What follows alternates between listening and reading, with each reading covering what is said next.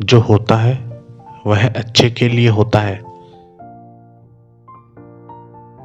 एक बार की बात है, एक राजा तलवारबाजी कर रहा था तो अचानक से राजा की अंगुली में कट लग गया।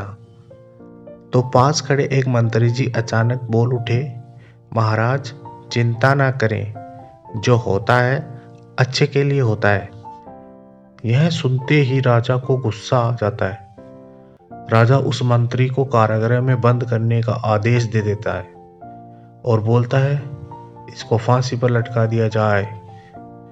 यह सुनकर मंत्री घबरा गया। उसने राजा से निवेदन किया, महाराज मैंने आपके यहाँ इतने वर्षों तक काम किया है, क्या आप मेरी एक अंतिम इच्छा पूरी करेंगे? राजा बोले, जरूर पूरी करेंगे। बताओ क्या है तुम्हारी अंतिम इच्छा? मंत्री बोला, कृपया मुझे 10 दिन का समय दीजिए, उसके बाद आप मुझे जो चाहे वो सजा दे दीजिए।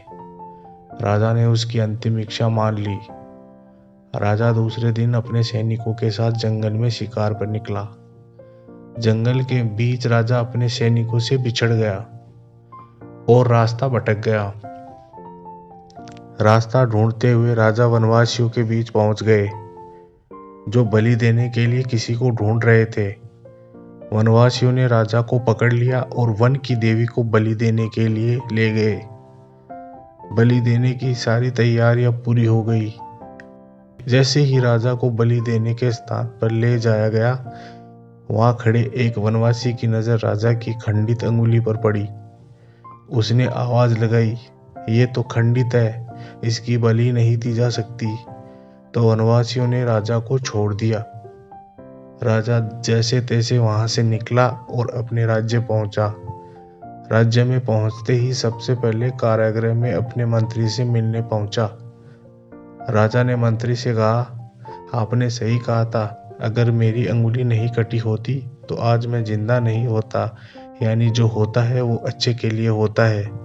राजा ने पूछा, मेरा तो फायदा हुआ, लेकिन आपको कैसे फायदा हुआ? मैंने तो आपको सजा दी। मंत्री बोला, मैं आपके साथ शिकार पर हमेशा रहता हूँ। उस दिन भी रहता तो आपकी जगह मेरे खंडित नहीं होने के कारण मेरी बलि चढ़ा दी जाती। इसलिए मेरे साथ भी जो हुआ अच्छा हुआ। राजा बहुत प्रसन्न हुआ, लेकिन छोटी सी बात पर मंत्री को सजा देने का दुखी भी हुआ। इसलिए राजा ने मंत्री को कारागृह से निकालकर फिर से अपने साथ रख लिया। कहानी की शिक्षा, दोस्तों हमारे जीवन में भी बहुत से उतार चढ़ाव आते रहते हैं। कभी कभी कुछ चीजें मन अनुसार नहीं होती, इस कारण से कभी निराश नहीं होना चाहिए। हमेशा याद रखें, जो होता है अच्छे के लिए होता है। भले ही कुछ अच्छा हो या न हो, लेकिन उस परिस्थिति के प्रति सकारात्मक नजरिया रखने से उसका प्रभाव बहुत कम हो जाता है।